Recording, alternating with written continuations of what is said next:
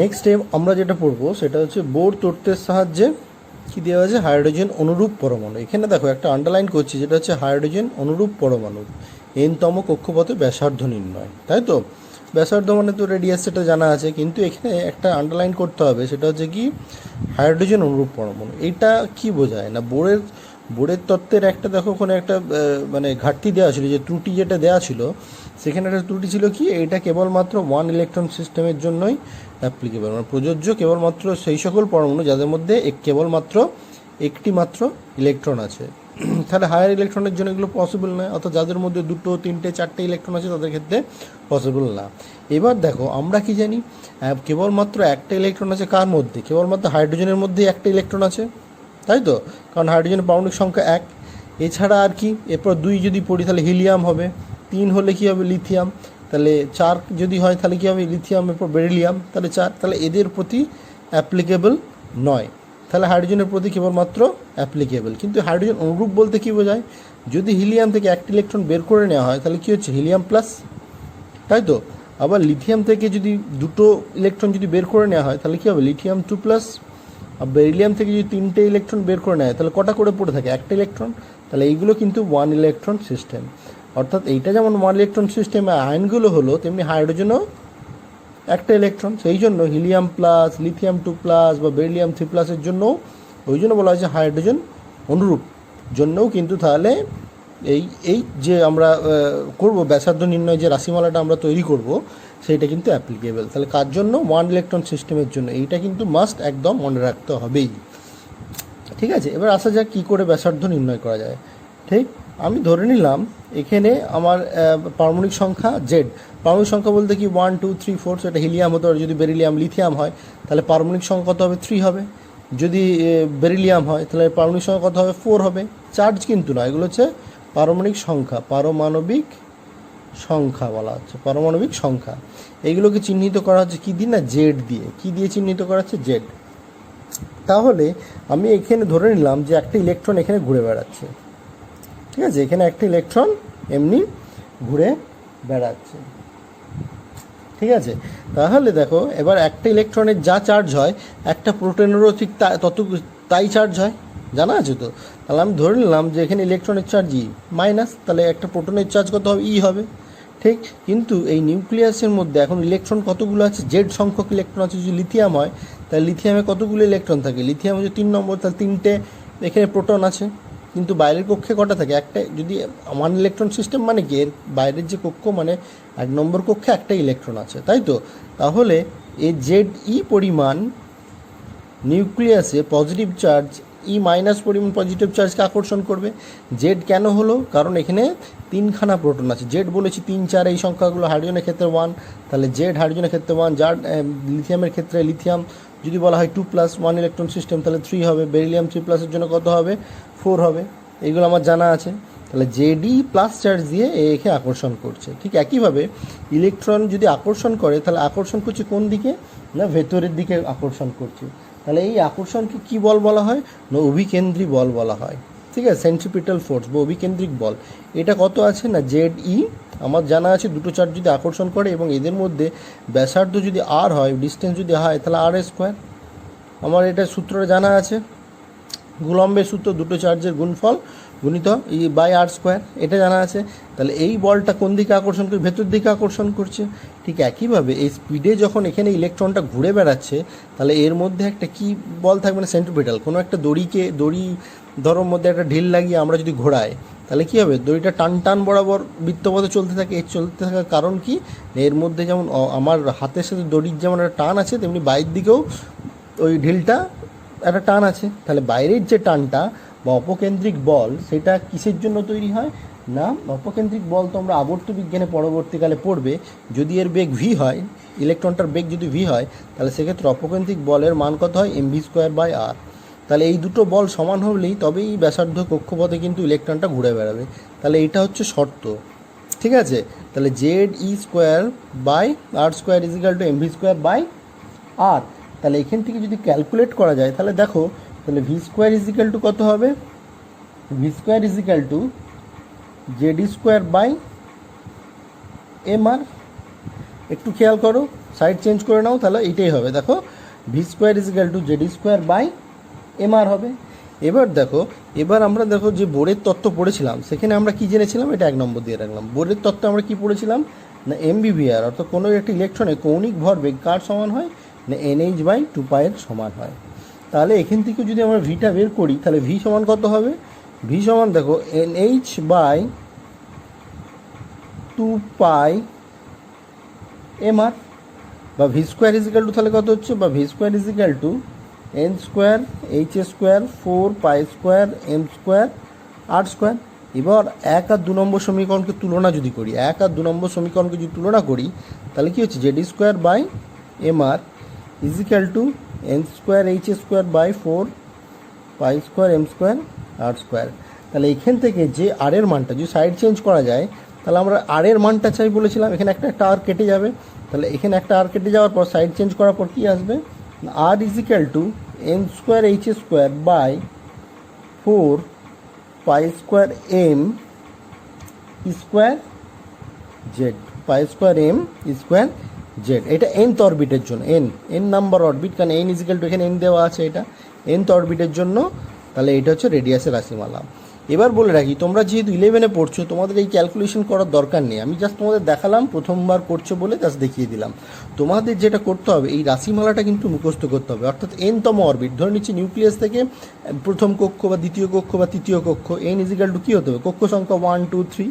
তাহলে প্রথম কক্ষ দ্বিতীয় কক্ষ বা তৃতীয় কক্ষে রেডিয়াসের রাশিমালা হচ্ছে কী হবে, N square H square by 4 square M square Z. এইটা তোমাদের একদম মুখস্থ করে রাখতে হবে এই রাশিমালাটা। তাহলে এখান থেকে যদি আমরা এটা যদি এনথ হয় তাহলে আর1 কত হবে, প্রথম অরবিটের রাশিমালা কত হবে, প্রথম অরবিট এনের জায়গায় 1 বসিয়ে দিলাম, তাহলে 1 into H square by 4 square M square Z. তাহলে এই আর1টার তাহলে এইটুকু ভ্যালু, তাহলে দেখো এখানে এইটুকু ভ্যালু মানেই তো আর1। তাহলে আমি কি লিখতে পারি, তাহলে আর এন ইজ ইক্যাল টু আর1, অর্থাৎ প্রথম অরবিটের রাশিমালা গুণিতক এন স্কোয়ার। তাহলে যে কোনো অরবিটের ক্ষেত্রে আমরা বের করতে পারি। তাহলে আমাকে যে ফার্স্ট অরবিটের যদি আমাকে ফার্স্ট কক্ষের যদি আমার ব্যাসার্ধ দেওয়া থাকে সেখান থেকে আমি এনতম কক্ষে 2 বা 3 বা 4 নম্বর কক্ষের আমি রাশিমালাটা সহজেই বার করে নিতে পারবো। এবার দেখো এখানে যে ভ্যালুগুলো হয়, প্ল্যাঙ্ক কনস্ট্যান্ট হচ্ছে 6.6 ইন্টু 0.23 6.6 ইন্টু 10⁻⁻27 আর্গ সেকেন্ড হয়। পায়ের মান জানা আছে, এম এর মান হচ্ছে একটা ইলেকট্রনের মান কত হয় 9.1 ইন্টু 10⁻28 গ্রামস। ইলেকট্রনের চার্জ ইএসইউ এককা জানা আছে 4.8 ইন্টু 10⁻10 ইএসইউ। জেড যেমন যদি এখানে জেড যদি হাইড্রোজেন হয় তাহলে 1, লিথিয়াম হলে 3, বেরিলিয়াম হলে 4, এরমভাবে বসিয়ে আমাকে আর1 এর মানটা আমরা ইজিলি ক্যালকুলেট বলতে পারি যে এন বাড়ার সাথে সাথে আর এন অর্থাৎ রেডিয়াস কি বলছে বাড়ছে। তাহলে 1 নম্বর অরবিটের বোঝাই যাচ্ছে 1 নম্বর অরবিট বা কক্ষপথের যা ব্যাসার্ধ হবে 3 নম্বরের তার চেয়ে অনেক বেশি হবে, কারণ এন এ স্কোয়ারের সাথে সমানুপাতে পরিবর্তিত হচ্ছে, কারণ বাকিগুলো কি কনস্ট্যান্ট আছে। তাহলে আর এন ভ্যারাইজেস মানে সমানুপাতিক এন স্কোয়ার অর্থাৎ বর্গাকারের পরিবর্তিত হচ্ছে। তাহলে 1 নম্বরে যা হবে 3 নম্বরের তার কি হবে অনেক বেশি হবে। আর কিসের সাথে পরিবর্তিত হয়, এইচ কনস্ট্যান্ট, এইগুলো কনস্ট্যান্ট সবই কনস্ট্যান্ট। আবার জেডের সাথে পরিবর্তিত হয়, জেড মানে কি বললাম পারমাণবিক সংখ্যা, অর্থাৎ হাইড্রোজেনের প্রথম অরবিটের প্রথম কক্ষের অরবিট মানেই হচ্ছে কক্ষের যা ব্যাসার্ধ হবে, লিথিয়ামের ক্ষেত্রে কি হবে, লিথিয়াম এখানে কি হবে 3, তাহলে কি হবে 1/3 প্রায় 1/3 কম হবে। প্রথম অরবিটের ক্ষেত্রে যদি 1 ধরে নেওয়া হয় তাহলে এখানে 3 লিথিয়ামের ক্ষেত্রে 3 হবে, হাইড্রোজেনের ক্ষেত্রে 1 হবে। তাহলে প্রথম অরবিট হাইড্রোজেনের ক্ষেত্রে যতটা নেওয়া হবে তার চেয়ে অনেক কম হবে কি লিথিয়ামের প্রথম অরবিট। এইগুলো খেয়াল রাখতে হবে, অর্থাৎ জেডের সাথে ব্যস্ত অনুপাতে পরিবর্তিত হচ্ছে, আবার এনের সাথে সমানুপাতে পরিবর্তিত হয় রেডিয়াসটা। আর প্রত্যেকটা পরমাণুর কিন্তু অরবিটে প্রত্যেকটা পরমাণু বা আয়নের ক্ষেত্রে মানে 1 ইলেকট্রন সিস্টেমের ক্ষেত্রে কিন্তু প্রথম অরবিট মানেই কি সবার কি সমান না, সবার সমান হবে না, কারণ এখানে দুটো ফ্যাক্টর কাজ করছে। একটা হচ্ছে কি বললাম এন স্কোয়ার আর জেডের এন স্কোয়ার আর জেডের সাথে পরিবর্তিত, বাকিগুলো কনস্ট্যান্ট সবার ক্ষেত্রে, ঠিক আছে। তাহলে এইগুলো একটু খেয়াল রাখতে হবে। এবার দেখো এনতম কক্ষে কোনো আবর্তনশীল ইলেকট্রনের যদি বেগ নির্ণয় করতে অর্থাৎ কী বেগে ঘুরছে তার রাশিমালাটা কি হয় না ভিএন ইজিক্যাল টু, এগুলো ক্যালকুলেশনগুলো তোমাদের 12-এ নেই, করার দরকারও নেই, কারণ অত মাথা ভারী করে লাভ নেই। তাহলে সেক্ষেত্রে দেখো ভিএন ইজিক্যাল টু কী হচ্ছে 2 জেড স্কোয়ার বাই এনএইচ, অর্থাৎ কক্ষ সংখ্যা যত বাড়বে বেগ তত কী হয় কমবে, অর্থাৎ যত বেশি নিউক্লিয়াস থেকে দূরে দেওয়া যাবে তত ইলেকট্রনের বেগ কী হয়, ক্রমশ কমতে থাকে। আর জেডের সাথে সমানুপাতিক, বাকিগুলো তো সব কনস্ট্যান্ট, আর জেডের সাথে সমানুপাতিক। অর্থাৎ লিথিয়ামের প্রথম কক্ষে যা বেগ হবে, মানে অনেক বেশি বেগ হবে দেন হাইড্রোজেনের প্রথম বেগ, কারণ লিথিয়াম হচ্ছে 3 দিয়ে গুণ হবে, আর হাইড্রোজেনের ক্ষেত্রে কী হয় 1 দিয়ে গুণ হয়। তাহলে হাইড্রোজেনের প্রথম কক্ষে যে ইলেকট্রনটা যা বেগ হবে না লিথিয়ামের তার চেয়ে 3 গুণ বেশি বেগ হবে।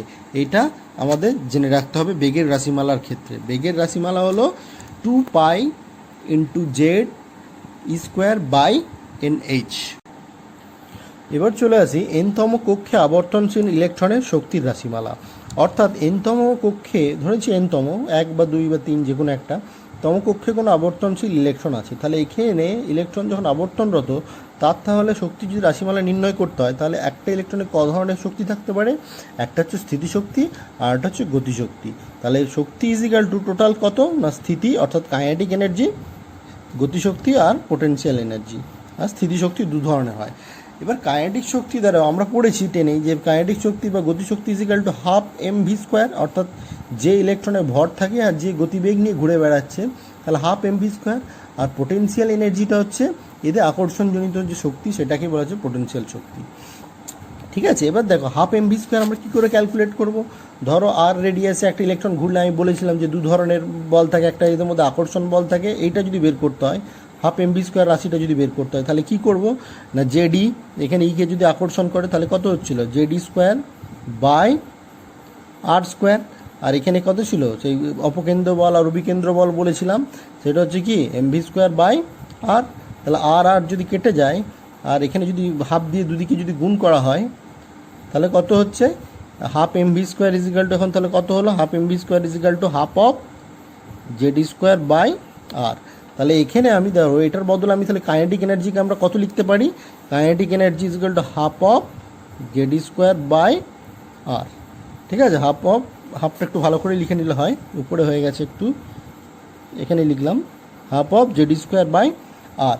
এবার এক্ষেত্রে দেখো পোটেনশিয়াল এনার্জি তৈরি করতে হয় তাহলে কি বললাম যে আকর্ষণ বলের উপর পোটেনশিয়াল এনার্জি নির্ভর করে। এবার কীরকমভাবে আকর্ষণ বলটা হয় না, সেক্ষেত্রে আকর্ষণ বল আমরা কী পেয়েছিলাম Zd²/r², তাই তো। কিন্তু এখানে একটা ব্যাপার আছে, যেখানে ইলেকট্রনটা নেগেটিভ তাহলে সেক্ষেত্রে আকর্ষণ বল Zd² হলেও আকর্ষণ বল তো দুটো চার্জের মধ্যে, সেই জন্য কী হচ্ছে Zd²/r²। কিন্তু অ্যাকচুয়ালি পোটেনশিয়াল এনার্জি বলতে কী বোঝায় না অসীম দূরত্ব থেকে অসীম দূরত্ব, ইলেকট্রন ধরে নিচ্ছে যে এখানে আছে, কিন্তু যদি অসীম দূরত্ব থেকে যদি ইলেকট্রনটাকে নিউক্লিয়াসের ক্ষেত্রের মধ্যে আনা হয় তাহলে কী হবে, সেটা স্থিতিশীলতা লাভ করে এবং যে পরিমাণ কার্য করতে হয় সেটাকেই বলা হচ্ছে তার স্থিতিশক্তি। তাহলে এখানে স্থিতিশক্তি সেখানে একটা ইন্টিগ্রেশন করতে হয় ডিআর আর কত থেকে কত পর্যন্ত না আর রেডিয়াস আর ইনফিনিটি থেকে আর রেডিয়াস যদি করা হয় তাহলে সেক্ষেত্রে ইন্টিগ্রেশন করার পর যেটা পাওয়া যায় সেটা হচ্ছে মাইনাস, ইন্টিগ্রেশন তোমাদের এখন নেই তাহলে সেক্ষেত্রে এটা তোমরা মুখস্থ রেখে নেবে Zd²/r হয়, সেটা কত হয় না Zd²/r।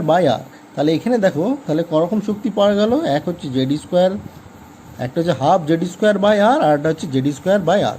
এবার দুটোকে যদি অ্যাড করা হয় তাহলে কী হবে -1/2 Zd²/r, এটাই পাওয়া যাচ্ছে। কারণ এটা কি এনার্জি বললাম, এটা হচ্ছে কাইনেটিক এনার্জি আর এটা হচ্ছে পোটেনশিয়াল এনার্জি বা স্থিতিশক্তি। তাহলে দেখো এটা হচ্ছে total energy is equal to total energy. তাহলে টোটাল এনার্জি, তাহলে কোনো একটা পরমাণু কোনো একটা ইলেকট্রনের টোটাল এনার্জি বা কোনো একটা কক্ষের টোটাল এনার্জি ইজিক্যাল টু কি -অফ পোটেনশিয়াল এনার্জি। কারণ পোটেনশিয়াল এনার্জি হচ্ছে কী আছে পি, পোটেনশিয়াল এনার্জি বা কাইনেটিক পোটেনশিয়াল এনার্জি যেটা হচ্ছে সেটা কি এই -অফ কেই, -অফ কেই তার মানে, তাই তো এটাই প্রমাণ হয়। কারণ এইটাকে যদি মাইনাস করে দেওয়া হয় তাহলেই তো এটা হয়ে যাচ্ছে, তাহলে এটা আমাকে মনে রাখতে হবে। আর এখানে যদি আমরা আর এর ভ্যালুটা বসাই তাহলে সেখানে ইএন আর এর যে মানটা আছে, আমরা আর এর ভ্যালু যে আগে পেয়েছিলাম যে n²h²/4π² m Zd²e, ওই ভ্যালুটা যদি বসানো যায় তাহলে এখানে ভ্যালুটা কি হবে না টোটালি তোমাদের যেটা মুখস্থ রাখতে হবে সেটা হচ্ছে 2π² m Zd²e⁴ n²h²। এইটা n তম কক্ষের কোনো শক্তির রাশিমালা। এটা হচ্ছে এনতম কক্ষে কোনো শক্তির রাশিমালা। সেটা কত না 2π² m z² e⁻4 n² h², 2π² m z² e⁻4 n² h²। এটা মুখস্থ রাখতে হবে। তাহলে এটা এবার এনার্জি তোমরা বলতে পারো স্যার এনার্জি মাইনাস হলো কী করে, কারণ এখানে দুরকম তো এনার্জি পাওয়া গেছে। এখানে দেখো একমাত্র পজিটিভ, তাহলে কোনটা না পজিটিভ কিন্তু কেবলমাত্র আমাদের গতিশক্তি অর্থাৎ কাইনেটিক এনার্জিটা কেবলমাত্র এখানে পজিটিভ আছে, কিন্তু বাকি দেখো পোটেনশিয়াল এনার্জিটা আমাদের নেগেটিভ এসছে। এবার সেই কারণে আমাদের যে টোটাল এনার্জি সেটাও কিন্তু নেগেটিভ। এবার নেগেটিভ হওয়ার কারণ কি, কারণ অসীমে অবস্থিত, ধরে নিচ্ছে এই নিউক্লিয়াস থেকে অনেক দূরে অসীমে যখন ছিল ইলেকট্রনটা, তখন ওর মধ্যে কোনো শক্তি জিরো ধরা হয়। এবার ওইটাকে যখন ওই ইলেকট্রনটাকে আমি আস্তে আস্তে আস্তে আস্তে আস্তে আস্তে আস্তে একটা ক্ষেত্রের মধ্যে নিয়ে এলাম বা এই কক্ষের মধ্যে যখন নিয়ে এলাম, তখন কী হলো, ইলেকট্রনটাতে স্থিতিশীলতা লাভ করলো। এবার কোনো বস্তু থেকে যত তার শক্তি কমতে থাকে তার স্থিতিশীলতা তত বাড়ে।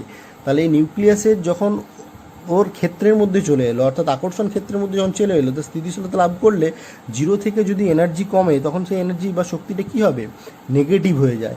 আর ঠিক সেই কারণেই এইখানে এনার্জি কী হচ্ছে, এখানে এনার্জি জিরো থেকে নেগেটিভ হওয়া মানে মাইনাসে যাওয়া মানে সেটা নেগেটিভ হয়ে যাওয়া। সেই জন্য কোনো কক্ষে অবস্থিত ইলেকট্রনের শক্তিকে কী ধরা হচ্ছে, ঋণাত্মক ধরা হচ্ছে। এখানে একটা মনে রাখতে হবে, যেখানে total energy minus of kinetic energy এবং টোটাল এনার্জি অ্যাকচুয়ালি দ্বিগুণ হচ্ছে, এবং এদের রেশিওগুলো একটু মনে রাখতে হবে। হ্যাঁ, এবার দেখো ই= তাহলে কী হচ্ছে, দুগুণ মানে হাফ অফ, এটাও কিন্তু মনে রাখতে হবে। এটা যেমন মাইনাস হচ্ছে, তেমনি কিন্তু এই পোটেনশিয়াল এনার্জি কিন্তু এই এনার্জির দ্বিগুণ, এটাও মনে রাখতে হবে, কারণ অনেক সময় এদের মধ্যে রেশিওগুলো দিয়ে দেয়। ঠিক আছে, তাহলে এই টার্মটা আমাদের মুখস্থ রাখতে হবে, এই টার্মটা মুখস্থ রাখতে হবে, পি সমান এইটা, আর টোটাল এনার্জি যেটা হচ্ছে সেটা আমাকে এই ইকুয়েশন দিয়ে মনে রাখতে হবে। এবং টোটাল যে অঙ্ক করার জন্য যে ট্রানজিশন করার জন্য যেগুলো লাগবে সেগুলো হচ্ছে 2π² m e⁻4 z² n² h²। এবার দেখো এখানে সব টার্মগুলোই প্রায় মানে ধ্রুবক, 2 ধ্রুবক, π ধ্রুবক, m ধ্রুবক, e⁻4 ধ্রুবক, শুধু চেঞ্জ তাহলে কী হচ্ছে, চেঞ্জ হচ্ছে z² আর n²টা কেবলমাত্র চেঞ্জ হচ্ছে। তাহলে এই ক্ষেত্রে আমি যদি প্রথম অরবিটের ক্ষেত্রে বসাই, তাহলে এখানে টোটাল ভ্যালুগুলো যেগুলো আছে দেবে বইতে দেখবে, এদের মাস দেওয়া আছে, এইচের ভ্যালু দেওয়া আছে, এই ভ্যালুগুলো যদি বসানো যায়, তাহলে ইলেকট্রন ভোল্ট পার অ্যাটম যদি করা হয়, তাহলে 13.6 ইভি পার অ্যাটম z² n², এখানে মাইনাস অবশ্যই হবে। তাহলে দেখো, তাহলে এখানে কি হচ্ছে, জেড যত বাড়ে তত এনার্জি কি হয়, অর্থাৎ এন যত বাড়ছে, এন বাড়লে নিউক্লিয়াস থেকে যত দূরে যাওয়া যায়, এন বাড়া মানে কি নিউক্লিয়াস থেকে তত দূরে যাওয়া, অর্থাৎ এখানে কি হচ্ছে, তত কম নেগেটিভ হবে। তার মানে কি এনার্জি ক্রমশ বাড়ে, এনার্জি কী হবে, বাড়ে। আমরা জানি কি নিউক্লিয়াস থেকে ইলেকট্রন যত দূরে যায়, তাহলে এন নিচে থাকার জন্য, তাহলে এটা ব্যস্তানুপাতিক, নিচে মাইনাস থাকার জন্য এটা সমানুপাতিক হয়ে যাচ্ছে, তাই তো। তাহলে ইয়ের সাথে এনার্জি এন মানে কক্ষ সংখ্যার সাথে কি সমানুপাতে চেঞ্জ হয়। তাহলে কক্ষ সংখ্যা যত বাড়বে, অর্থাৎ নিউক্লিয়াস থেকে যত দূরে যাওয়া যাবে, তত কি হচ্ছে, এনার্জি বাড়তে থাকবে। আর জেডের সাথে কী হবে, ব্যস্তানুপাত হবে, অর্থাৎ জেড যত বাড়বে, অর্থাৎ লিথিয়ামের ফার্স্ট কক্ষ আর হাইড্রোজেনের ফার্স্ট কক্ষ কার এনার্জি বেশি, তাহলে দেখো জেডের সাথে কী হবে, যেহেতু মাইনাস সাথে, তাহলে ব্যস্তানুপাত হিসেবে ধরে নেওয়া যাবে। তাহলে জেড বাড়লে এনার্জি কমবে, তাহলে লিথিয়ামের ফার্স্ট কক্ষে এনার্জি কিন্তু হাইড্রোজেনের ফার্স্ট কক্ষ অপেক্ষা কম হবে। ঠিক আছে, এটা ইভি পার অ্যাটম। এছাড়া আরও অনেক কিছু ইয়েতে বার করা যায়। তাহলে সেক্ষেত্রে একটা ট্রান্সফরমেশন মনে রাখবে যে 1 ইভি সমান 1 ইলেকট্রন ভোল্ট সমান, মনে রাখবে যে 1.6 × 10⁻19 জুল। এটা একটু মনে রাখবে। Joule per atom joule per mole করতে হলে কিন্তু আবার 6.023 দিয়ে গুণ করতে হবে, কারণ এটা ইভি পার অ্যাটম। অনেক সময় এনার্জি কিসে থাকে, কিলো জুল পার মোলে থাকে, ক্যালোরি পার মোলে থাকে। তাহলে এই ট্রান্সফরমেশনগুলো কিন্তু আমাদের জেনে রাখতে হবে। তার মধ্যে একটা বলে দিলাম যে 1 ইভি = কত হয়, 1.6 × 10⁻19 জুল। এবার সেটা কিন্তু পার অ্যাটমের জন্য কিন্তু হচ্ছে, আর মোল করতে গেলে কিন্তু 6.023 × 10⁻23 দিয়ে গুণ করতে হবে। এবার ধরো কোনো একটি এক ইলেকট্রন বিশিষ্ট পরমাণুর ক্ষেত্রে বা আয়নের ক্ষেত্রে, ধরা যাক কোনো একটা ইলেকট্রন উপরের দ্বিতীয় কক্ষ বা অনেক আপার কক্ষ, আমি ধরে নিচ্ছি কোনো একটা উপরের কক্ষ, এটা N2 ধরে নিচ্ছি, N2 থেকে ধরো N1-এ আসছে, তাহলে কি করবে, সে শক্তি বিকিরণ করবে বলেছিলাম, তাই তো। তাহলে এই বিকিরিত শক্তি যদি বলা হয় কম্পাঙ্ক নির্ণয় করো বা ল্যামডা নির্ণয় করো বা নিউ বার তরঙ্গ সংখ্যা নির্ণয় করো, তখন সেগুলোকে আমরা সহজেই করতে পারি। তাহলে এখানে দেখো N2-তে থাকাকালীন একটা শক্তি ছিল এবং N1-এ এলে একরকম শক্তি হবে। তাহলে শক্তি কী ঘটছে, উপরের শক্তি থেকে নিচের শক্তি এলে ক্রমশ শক্তি স্তরে এলে কি হয়, তার শক্তির হ্রাস ঘটে, অর্থাৎ বাড়তি শক্তিটা অ্যাজ এ স্পেকট্রাম হিসেবে বেরিয়ে যাবে। তাহলে সেক্ষেত্রে যে স্পেকট্রামটা পাওয়া যাবে সেখান থেকে তার কম্পাঙ্ক নির্ণয় বা এরকম ল্যামডা তরঙ্গ দৈর্ঘ্য বা তরঙ্গ সংখ্যা আমরা সহজেই নির্ণয় করতে পারি। ধরে নিচ্ছি একটি ইলেকট্রন N2 থেকে N1 এসছে, তাহলে N2 শক্তির রাশিমালা আমাদের কি হবে না, En ইজিক্যালটা আমাদের অলরেডি জানা আছে। তাহলে এখানে যে এক্সট্রা শক্তিটা বেরোবে সেটা কি না এইচ নিউ, যে এক্সট্রা শক্তি বললাম এইচ নিউ হিসাবে যদি এটাকে ডিনোট করি, তাহলে এইচ নিউ ইজিক্যাল টু কত হবে E2 মাইনাস E1। তাহলে দ্বিতীয় কক্ষের শক্তি মাইনাস প্রথম কক্ষের শক্তি। এবার দ্বিতীয় কক্ষের শক্তিকে আমরা কীভাবে ডিনোট করছি, -2π² m e⁴।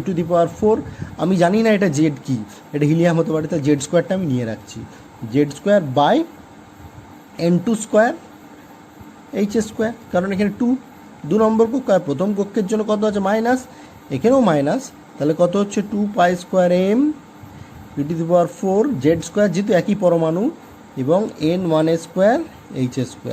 ঠিক আছে, এবার এই দুটোকে যদি আমি করি কমন নিই, তাহলে সেক্ষেত্রে দেখো এটা মাইনাস মাইনাসে প্লাস হয়ে যাবে। তাহলে এটা যদি সামনে চলে আসে তাহলে আমরা কি লিখতে পারি, 2π² m e⁴, কমন কি যাচ্ছে H², কমন নেই শুধু এইটা এই দুটো শুধু দেখো পরিবর্তনশীল দুটোর ক্ষেত্রেই, তাই তো দুটোর ক্ষেত্রে এটা পরিবর্তনশীল। তাহলে এখানে কি যেমন যাচ্ছে 2π² m e⁴ by H² by 1/n1 এর হোল স্কোয়ার মাইনাস n2 তার হোল স্কোয়ার। তাহলে এইটা আমরা, আর এখানে একটা আছে সেটা হচ্ছে Z²টা আমি রেখে দিলাম, যার ক্ষেত্রে হোক না কেন, ঠিক আছে, Z²টাও কমন চলে যাবে, Z² by 1n² by n2²। তাহলে এখান থেকে যে এইচ নিউটা বেরোবে সেটা হচ্ছে এইচ নিউ। তাহলে নিউ ইজিক্যাল টু আমরা কি বলতে পারি, 2π² m e⁴ Z² HQ 1 minus n এর হোল স্কোয়ার মাইনাস 1 মাইনাস 2 তার হোল স্কোয়ার, এটা ঠিক আছে। এবার এখান থেকে যদি ল্যামডা বের করতে হবে, আমার নিউ মানে জানি C/λ, তাহলে C/λ যদি হয় তাহলে 1/λ ইজিক্যাল টু কী বলতে পারি, তাই তো, এটা ইজিক্যাল টু কি, এটা ইজিক্যাল টু C/λ। তাহলে 1/λ ইজিক্যাল টু বলতে পারি 2π² m e⁴ Z² by HQC 1 n² minus 1 n2 তার স্কোয়ার, এটা বলতে পারি। তাহলে এখান থেকে নিউ বার।